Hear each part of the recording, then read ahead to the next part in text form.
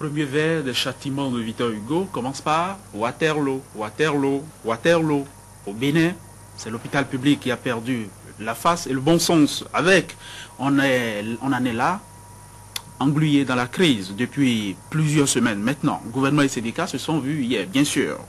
Un verdict, 4 lettres, 0 et une annotation à la marge. Vous n'y êtes pas, messieurs.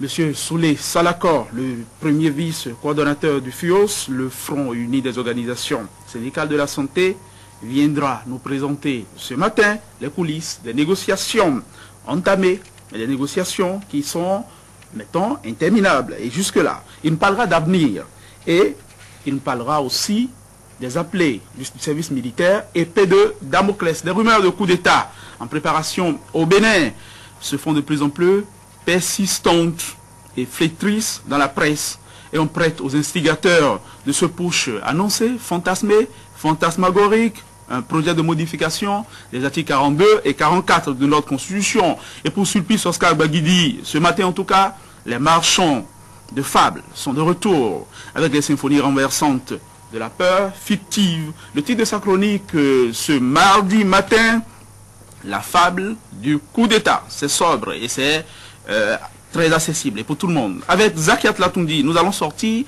les trompettes et faire entendre les roulements de tambour en cette veille du 1er décembre, journée internationale de lutte contre le sida. Il paraît que la lutte contre le sida a marqué ces dernières années-ci des points. Voilà pour le sommet donc. Bonjour à tous et bienvenue sur Canal 3 Bénin, bien entendu.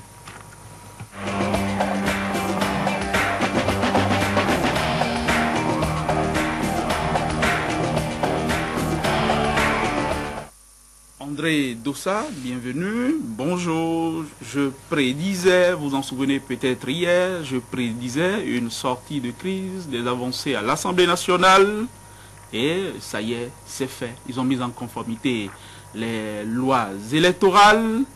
Il y aura une liste ad hoc et il y aura une Sénat à 11 membres, 11 unités. Bonjour. Bonjour Winner Abessi, bonjour chers amis téléspectateurs, tout à fait Winner. La loi a été votée hier, une loi qui écarte la LEPI pour les élections de 2011. Après le vote de l'Assemblée nationale, que fera la Cour constitutionnelle? S'interroge Fraternité. Persistance de la grève sans service minimum dans le secteur de la santé.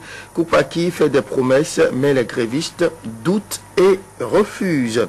Assistance aux sinistrés des inondations, le Japon a joué sa partition pour avoir soufflé ses 76 bougies. Maître Adrien Mbedi rend hommage à Nicéphore Soglo.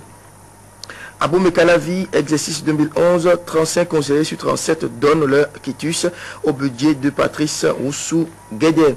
La fable du coup d'État, titre le chroniqueur national de Fraternité, Sulpice Oscar Baguedi. Rebelabel Adjovi parle pour sa part de chaudes empoignades à Tripoli. C'est bien évidemment dans la chronique internationale de Fraternité. Nous passons à la une des autres canards. La nation appuie à la décentralisation. L'Allemagne octroie 13 milliards de francs CFA au Bénin. La presse du jour, acharnement contre un homme d'affaires béninois. Fagbourou envoie une lettre incendiaire à Yayi. Il dénonce les violations sous le changement, relecture de la loi portant règles générales pour les élections. Les députés rangent la LEPI de Yayi et Bako.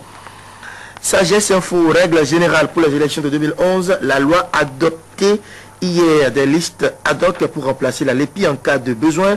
La Sénat toujours réduite à 11 membres, coup de poing manqué entre Rosine Soglo et Aholou Keke lors de la plénière. Le quotidien, 29 novembre 2010, son 16e anniversaire du président maire de Cotonou, double célébration chez les Soglo, le rendez-vous qui renforce la charpente de l'UN. À Dinancourt, mise en conformité de la règle générale, la LEPI hors jeu pour les scrutins de 2011. La Nouvelle Tribune, mise en conformité avec la constitution des règles générales pour les élections au Bénin, une liste électorale ad hoc à la place de la LEPI. La Sénat maintenue à 11 membres. En visite de travail au Sénégal, Léa Dessoglo reçu par Abdoulaye Wade. L'informateur, mise en conformité des lois portant règles générales pour les élections de 2011, les les députés rangent la LEPI. La Sénat maintenue à 11 membres. Réaction pour et contre après le vote. Nord-Sud quotidien. Visite au Bénin du pape en novembre 2011, et le journal s'interroge. Quel président pour accueillir Benoît XVI? Vous voyez à la une de ce journal, en plus de la photo du pape, celle du chef de l'État, le docteur Boniaï, celle de Adrien Mbedi, potentiel candidat, Adrien Mbedi donc, et puis la photo également de Abdoulaye Biotchane, potentiel candidat aux prochaines élections présidentielles. Nous passons à la une de l'Indépendant. Première réunion du bureau exécutif, le MESB prend position sur la polémique autour de la jarre trouée. La tribune de la capitale, sous réserve d'une nouvelle décision de la Cour constitutionnelle, les députés mettent la LEPI entre parenthèses pour 2011.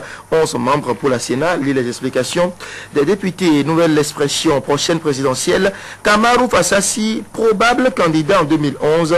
Révélation sur l'UNABT, son programme de 35 000 emplois pour les jeunes. Qui dit mieux? Tournée en Chine de Claudine Prudencio, de beaux jours devant le tourisme et l'artisanat béninois. Quotidien Nokwe, messe d'action de grâce pour ses 76 ans, Nicéphore Soglo honoré par le représentant du pape au Bénin. Le progrès, mise en conformité de la loi portant règles générales pour les élections, 11 membres pour la Sénat. Le pays émergent, reprise des activités dans l'arrondissement de Gouka, Jean Gounombe, un médiateur hors pair.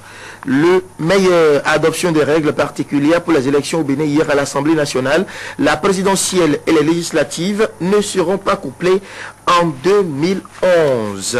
Nouvelle mutation, élection présidentielle et législative 2011. Les députés rangent la LEPI. Une Sénat de 11 membres est également adoptée. Nouvel étalon, vive tension à l'Assemblée nationale. Arolou Keke échappe à une correction de Rosine Soglo. Le gongonneur, célébration des 30 ans du décès du feu Moussa Biotchane, ABT fait une revue de troupes, un combat de gladiateurs s'annonce. Le mutateur, célébration du 116e anniversaire de Nicéphore Soglo, l'UN plus forte que jamais. Yahi a-t-il dit son dernier mot? L'autre quotidien, concertation des députés sur la liste électorale, une liste électorale ad hoc pour remplacer la LEPI. Et pour finir, nous revenons à la une de Fraternité et le chroniqueur national du journal Sulpice Oskagbagidi, notamment écrit sur la fable du coup d'État. La chronique internationale est intitulée « De chaudes empoignades à Tripoli ». La manchette du journal s'intitule « Loi portant règles générales pour les élections au Bénin ». La loi votée hier écarte la LEPI pour les élections de 2011 et Fraternité de s'interroger après le vote de l'Assemblée nationale. Que va faire la Cour constitutionnelle? Wait and see. Persistance de la grève sans service minimum dans le secteur de la santé. Koupaki fait des promesses, mais les grévistes doutent et refusent. Assistance aux sinistrés des inondations, le Japon a joué sa partition pour avoir soufflé ses 76 bougies. Maître Adrien Mbedi rend hommage à Nicéphore Soglo. Merci, à très vite. André Dossa, merci et à tout à l'heure. Le fait derrière de l'actualité se poursuit donc chez nous. L'actualité, toute fraîche ou même réchauffée, ce sera avec Léon Dossou.